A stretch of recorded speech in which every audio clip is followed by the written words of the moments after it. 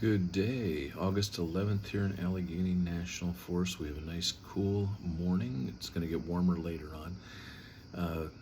Welcome to Dr. Dale on Deck.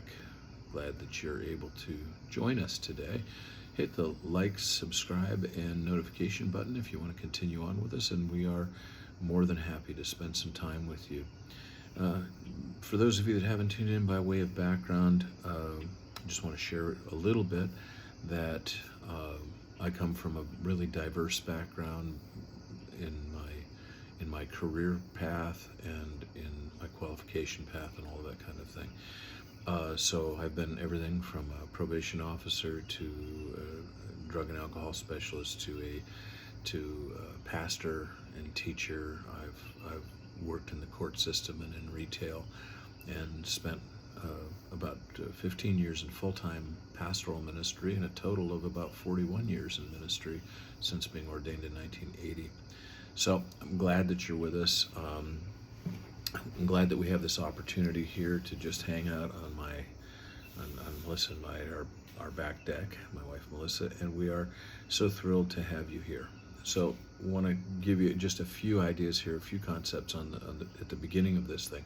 So while I have spent my life in Christian ministry since 1980, since I was but a young lad, and that's been my preparation, there are many, many other aspects of spirituality that I have honed in on in later years, and some of those things are very, very important. We can't just dismiss them out of hand. As a follower of Christ, I believe that Jesus paved the way and made the way for us, for every one of us, to make heaven our home in the future, but also to give us life in this life, and that he has and continues to communicate through a variety of different tools and methods and voices and means over the years. And there is a spiritual dimension to things which are absolutely bigger than life. I mean, it is really true life. The things that are happening in the spiritual realm are way bigger than what's going on in the natural realm. And so we want to plug into that. We want to know what's going on in the heavenlies, what's going on behind the scenes, and then we want to, at the same time that we become aware of those things, then we want to plug into them and then obtain for our life, for our family, for our friends, obtain the benefits of being a spiritual person. We are reminded of this every time we come to a life experience that is an end-of-life experience. So I've had the privilege of walking with many families, even in recent days, who have been going through loss in their lives. They've lost a loved one, someone has passed away. And it's at those moments in time that we seem to really get plugged into the idea that there's a lot more going on than this life, that there's something, quote unquote, behind the scenes that in the spiritual realm that is really, really important. And then there's a practical application of all of those things, okay? So I've been around a lot of people who have different streams of faith than what I've come to on a personal level, and I've seen value in the things that they've done. And I've also understood why they have looked around and found paths other than the one that I'm on. Unfortunately, the path that I'm on, following Jesus Christ, unfortunately, there are a lot of people who call themselves followers of Jesus, Christians, but they spend a lot of time, judging others and condemning other people rather than just loving them. And I don't know what we hope to gain by pouring out hate and disputes and all these kinds of things rather than revealing love, when Jesus himself said they're going to know that you're my disciples, my followers, students of mine, by the love that you have for one another, by that one simple act of being loving and kind to each other. The rest of the world will look and say, that's a good thing, that's a path, that's a God thing, that's what I want to be a part of. And so every time they look at one of us and they go, wow, you guys are just like you're just so judgmental and condemning and controversial, and you don't live a life that's any better than the one that I live. People are not fools. They can see behind. They see behind the veil of religiosity, and they see corruptness, and they look at Christianity, and especially evangelical Christianity, through the lens that they have, that sees TV evangelists and things like that, and people with their hands outstretched looking for money, or people that enter into controversial conversation and teaching and instruction in major ways because that will get people's attention, and then they get let down by those people and they find out that they're incorrect, that they're wrong, that what they and the interesting thing is so many religious people will not admit that they're wrong. They'll never say, I got that one wrong. What they will say is, it just must not be time yet. And of course, now we've come to a place where we've set ourselves up in such a way that you can't be wrong. There's no one out there, well, I won't say no one, but there are very few out there that are willing to say, I said this is what was going on, but this is not what was going on. And I apologize for that. I'm really sorry. And mean it, and then take a different direction. And you understand what I'm saying. There's just a lot of stuff going on. Here in America, we are dealing with the same thing that the whole world is dealing with. And when we start having to deal with things that they deal with in other nations of the earth, we start thinking the whole thing is coming apart at the seams. The reality is that we live in a world that is ever decaying. It is ever going south, so to speak, and we're really moving into a time in which we can see more and more of a conclusion, if you will. But as a nation here in America, we have had the luxuries of freedom of speech, of press, of religion, all of these things. We've had the freedom of the government not interfering with things of faith to any great extent, and the protection of a constitution that provides, and a Bill of Rights that provides these kinds of freedoms. And we get very touchy when it seems like those things, and rightfully so, when we see that those things are under threat of one thing or another, one kind or another. But the reality is that we're a strong country, and we are able to overcome these kinds of difficulties, and we've been here before. It's another thing that you're not getting told, is that we've been here before, through strange political times, through real hardships, and then, as I shared in one of my shorts yesterday, we have the tendency to think that if there isn't the same level of freedom that we know right now in the future, that all is lost. The reality is that Jesus and his disciples functioned under a regime, the Caesars, that was dictatorial, oppressive. They permitted the Hebrew people of the time to have quasi-freedom of religion, but it was in order to keep the peace with the people, because they knew they'd have a real time on their hands otherwise. But the motivation was more control, more control, more control, more control. And that's what the first century church labored under. I think we very quickly forget that in the first century, when they were known as Christians, when they became known as Christians, it was not a positive term. They were being identified as lambs for the slaughter, quite frankly. When they were first called Christians, the word Christian means little Christs. They were being made fun of by the world around them. And this was not a positive term as it was shared, and that's a very interesting thing.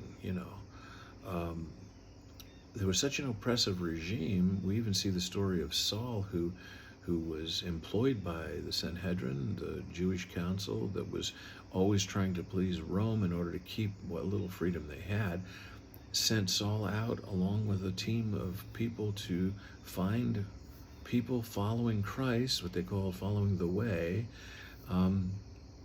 because Jesus said, I am the way. In John 14, I am the way, the truth, and the life. His followers became known as the way temporarily, prior to being known as Christians. And they sent Saul out to find them and persecute them, arrest them, and even stone them to death without trial. Okay, without any hearings, without anything else, to hear their side of it. Although Stephen had a great opportunity in the book of Acts to speak his mind and to reveal the true nature of God, he was still stoned to death.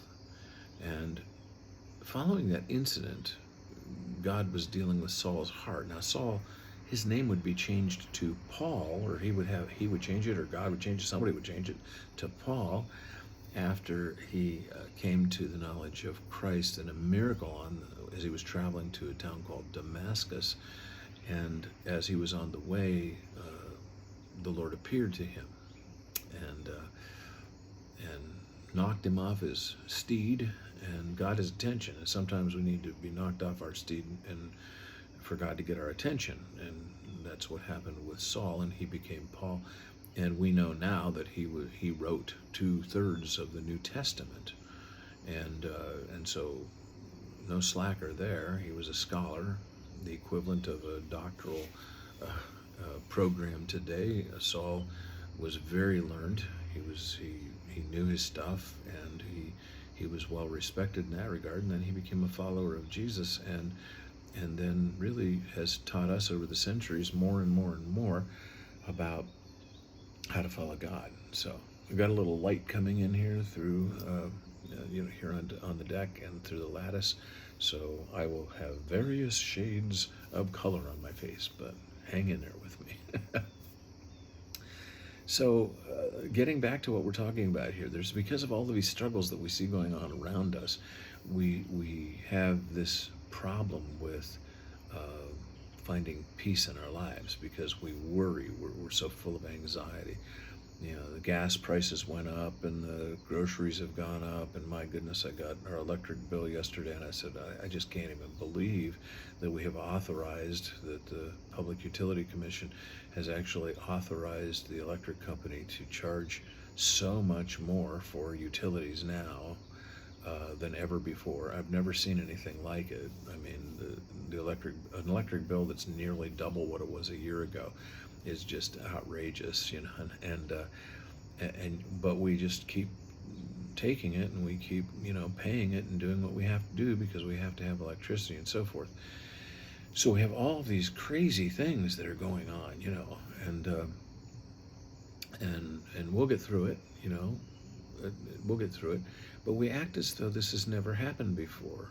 I would remind everybody during the presidency of Herbert Hoover that came into office under some of the greatest prosperity that the nation had ever known, and within a very, very short period of time, the stock market crashed in 1929 here in America, and was a part of a worldwide devastation financially, and we went into the Great Depression that wouldn't end until we were into World War II.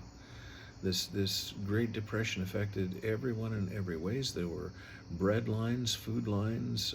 There was people that lost their entire life savings through the stock market crash and the failure of the banks at the time.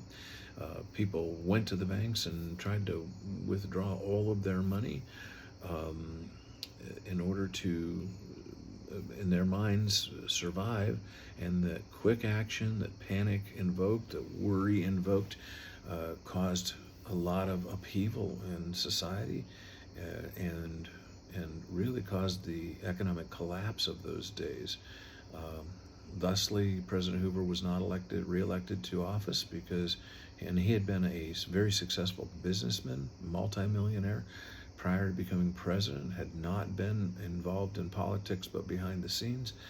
And the next thing you know, he can't be reelected because the economy has gone down the tubes, and that it would take years and one of the most devastating wars on the face of the planet to actually cause our country to come back into some economic success. And we would spend decades, literal decades, in recovery, trying to get to that place. And I'm not an economist. I don't fully grasp what goes on with all of that. I will tell you this, that when we put our trust in governments and economies and all of those things, they're going to fail us, because that's what happens. The things around us fail us. When we put all of our confidence, be careful. That old saying that Grandma used to say, putting all your eggs in one basket, that's probably the quickest way to have troubles down the road. So when we need the wisdom of God, we need to ask for the wisdom of God. What do we do? How do we approach this? And when I've done that, I've had better success. And when I haven't done it, and I've thought, well, Dale, you know more about this than anybody. You can get through this. You'll deal with it. You'll struggle on your own. And struggle I did. And but the reality is that God has answers for this. And if we go through some struggles in our life, then those things will make us into better people, and we will be of greater value to those around us and to the kingdom, because we have chosen a better path, I guess you could say. And anyway, don't permit those exterior things to take away your peace. You're going to have a lack of peace sometimes. Realize that. You're going to go through some things in your life that just are difficult. I've been in the third world many times. I have been in some of the poorest parts of the world. I have been all over, Asia and Russia and places in Africa and all of that. And I've watched and I've seen the devastation of poor economies and the lack that is so prevalent in many parts of the world. And when you come back to America after one of those journeys and you see what we have, how much stuff there's. I have a friend who his first trip here to America, he's an African guy, and he was here, and I was with him, and we walked into a Walmart, and large department store, and we came into that store and went to the grocery section. He saw all of the food, and he went, oh, I just cannot even believe, I've never seen this much food in one place, in one location. And I said, and a real sad part of this is how much of this food will go to waste. It will spoil. It will never be sold. At that time, we just had so much stuff. And I'm reminded of that when I walk into a grocery store or Walmart or something like that, and I see empty shelves now and then for specific products. And in the time that we're living in, you do see some of that.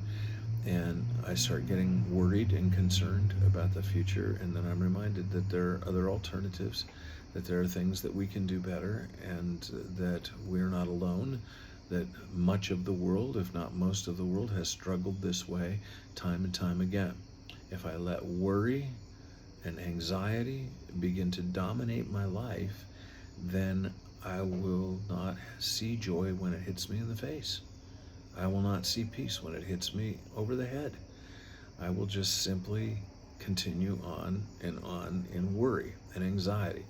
Doctors tell us that, physicians tell us that if we live a life full of anxiety and worry, and we put ourselves under that level of stress, that it can lead to all kinds of physical ailments, heart disease, cancers, and things of this nature can be moved quickly into our lives if we allow those tensions to. No, I'm not saying that so that you'll become fearful of cancer or something like that. I'm just saying that we should give no place to anxiety. Easy to say, right? We're going to worry now and then, let's be real, but let's not allow worry and anxiety to rule our life. Let's find peace. One of the ways that I find very practical, and remember, everything is about a thought process. Many of you know that I teach music, and one of the things that I'm teaching students when they're learning an instrument is how they have to get their brain and their hands to work together. So they've got to get that whole communication process we've been designed with. And I don't want to get off on a bunny trail there, but I just wanted to say it's the same thing with this, that if you want to succeed beyond where you're at, then the key to it is going to be getting our mind adjusted, our brain adjusted, so that we're speaking positive things to us. The Bible says that out of the issues of the heart, the mouth speaks. The Bible has a lot to say about the things we say, and I believe it works kind of like this. Belief happens, faith happens in our heart. We speak it out of our mouths, and that convinces, because our ears hear it, that convinces our brain to believe on good things, and then we have better results. Does that mean that my life is free of anxiety and worry? No. And there is a very positive part of anxiety that we need to latch hold of as well. Okay, so it's the fear of being injured, hurt, disabled, whatever the case might be, that keeps us from walking out in front of a bus. I mean, there are just some things that we should be afraid of and not foolish. It's a world of difference between that and anxiety and tension and fear, and allowing it to dominate my brain, my life, my thought life, and having it then affect other parts of me. And so we've got to find some ways to overcome those things. So I'm going to give you some things. Okay. First thing is, take some time, and I don't mean every few months. I'm talking about maybe even daily, if it's possible, to just simply decompress, to really get down to I'm going to set aside a half an hour of time early in the morning if it's necessary, or at some point at the end of the day, at some point in time, to just simply decompress, to just sit and be quiet and listen, maybe to some beautiful music or instrumental, I would say, in many cases, so that we're not concentrated on words, but we're just letting the music permeate us. Sounds of nature, you can get those on apps now. You can do all that kind of stuff, or you can actually do the best thing: find some place, if you're able to, if you live in the country, if you live in a forest like we do, just find a place like I have, and Melissa has, on this deck, where we can just come out, we can sit there and we can listen every day to the birds singing and all of that kind of thing. And that allows us to kind of let things process through. So that's one of the first things, is set aside some specific time. Don't get legalistic about it. If it's 9 o'clock today and it's 10 o'clock tomorrow and it's 8 o'clock the next day, who cares? Just setting aside time to allow our mind to be at ease and to move off from the things which have crowded us in times past and the things that bring on anxieties. That's one practical application. Okay. During that time, you may take that time for prayer or meditation. Meditation is just simply allowing God access to us through being quiet, listening for the still small voice to come and to speak into our hearts. I'm not looking for great prophetic words to come. I'm not. That's not it. If God wants to speak to me that way, He will. But I'm talking about just simply resting and relaxing and letting Spirit have His way in me, because that's really the key. That's a key for me, for my life. So the second thing is, anxiety comes in the mailbox. So I don't know about you, but I kid around with the mailman once in a while. When I meet him out front, instead of him having to put our mail in the mailbox, I'll say, I'll just take that. That's fine. You can keep the bills, but I'll take all the rest. Well, of course, you can't do that. I get the bills. You've got to pay the bills. You've got to keep the electric on, no matter how high it is.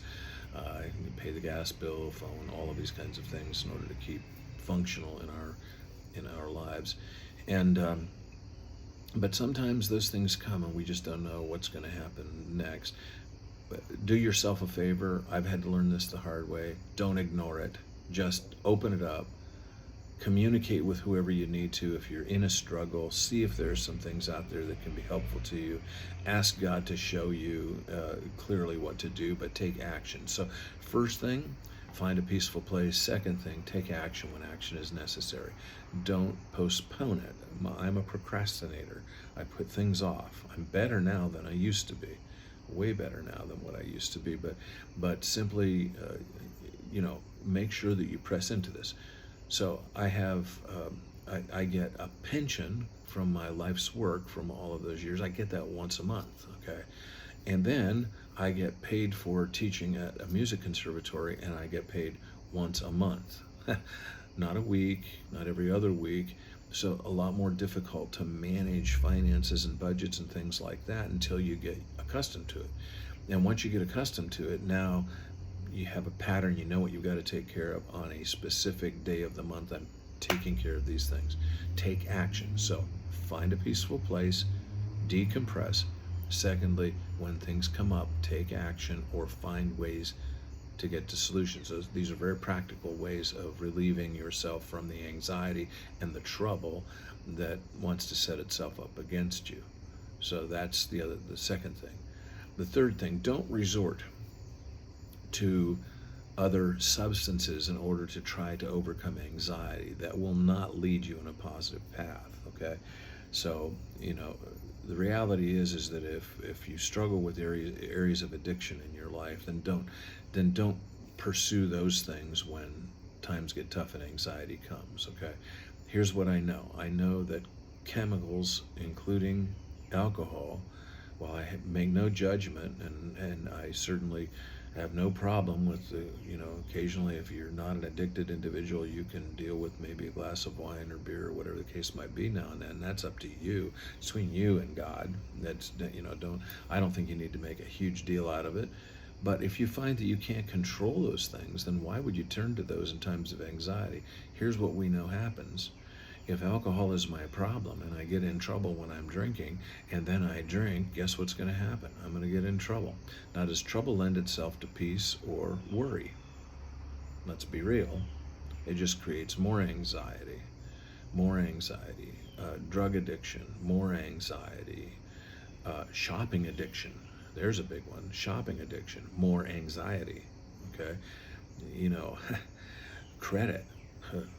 Use the credit card, max that out. Now you've got to figure out how to pay it back. You understand what I'm saying here?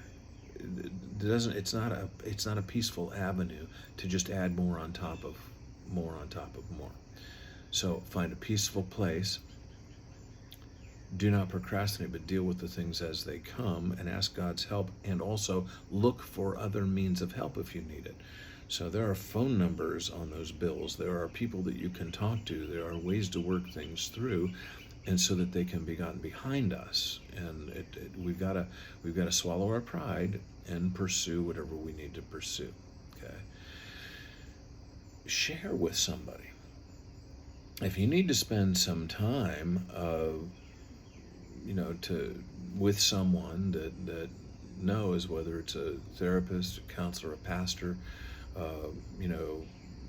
anyone in that line, some type of minister, whatever, to just sit and share in confidentiality what you're dealing with and what you're struggling with. Sometimes just sharing those things helps to alleviate some of the worry and the stress and the difficulties that we have. Not necessarily going to get all of the answers, but sharing sometimes is important, So, coffee time, coffee break. We're almost through with this session. So, find a peaceful place. Number one, deal with things as they come. Number two, and get help with dealing with them if you need to. Number three, share your burdens with other people that can be helpful. Okay, now I'm talking about qualified people that can be helpful. I'm not talking about just sharing with anybody. That's important. Fourthly, tie into your relationships. So don't move away from the things that you know are there for you. Your wife loves you. Your husband loves you. You have some significant other people in your life that will help you as you go through life, and they will walk with you. And while they may not be able to, take out a wallet and help you with finances, or they may not be able to cure your issues with addiction or whatever the case might be, on a personal level, they will walk shoulder to shoulder with you, oftentimes through whatever needs to happen. As long as you're taking those steps, many people are willing to walk with you. Okay. And then the next thing, and this to me, this is just so important to me, and that is that that there will be times when you just simply need to, right in the midst of your need and your worry and your anxiety, bless somebody else. Bless another person. Because as you do that, you will find that you are blessed. And that's so important. That is so important. And then lastly today, turn to those things which you know bring peace and comfort to you. And for me, oftentimes it's the Bible. There are scripture passages, or it might be a book that I'm reading. I love crime novels and legal novels because I have a legal background. Those are, my work in the court system leads me to, I love John Grisham novels, that kind of thing, because they're written from that perspective. It helps me to relax. You might also find some of that. I love the writings of Dr. Wayne Dyer and many, many other people out there, Rob Bell, and there are just so many people out there that can help you. I'm not making a theological statement when I tell you that I read these people. I am simply telling you that I have found that, God has helped me through the writings of, Paul Young, for example, and other people, that those things help me as I go through life. But the scriptures seem to help me a great deal, and I just want to share with you in closing today. Paul, we spoke of him earlier, writes to a church in a town called Philippi. And in Philippians chapter 4, a letter that he was writing to them, just to give them some brief instructions on things, he makes this statement, and I love this statement. So listen, finally, brethren, whatever is true, whatever is honorable, whatever is right, whatever is pure, whatever is lovely, whatever is of good repute, if there is any excellence, and if anything worthy of praise, dwell on these things. So while I get rid of the things that are in the brain that are negative, I fill my mind with positive thoughts, with the good things that happen. And what are those positive thoughts?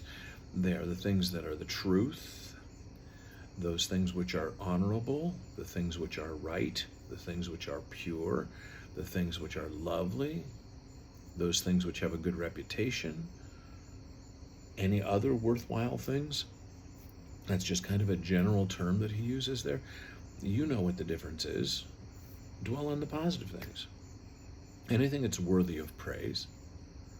This is so important. And he says, the things you have learned and received and heard and seen in me, practice these things. And the God of peace will be with you. Say it again. The things you have learned and received and heard and seen in me, as I have shared my heart with you, gone through the struggles right in front of you, all of these things, practice these things. And the God of peace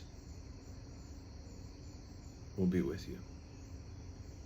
I hope that you've gained something from these simple steps, and hope that you'll hit like. I hope you liked it, and then hit like if you did. Subscribe if you choose to. I hope you do, and hit the notification button, because that will help you to be aware when we're doing some other things here, and we'll continue to speak as these things we're led to these things. If you want to make a comment, let me know things that you might want to hear about, they might want to learn more about, and I will do my very best to bring you some of those things as well. So listen, from Dr. Dale on deck, my wife Melissa and me, and beautiful Allegheny National Forest here in northwestern Pennsylvania, peace.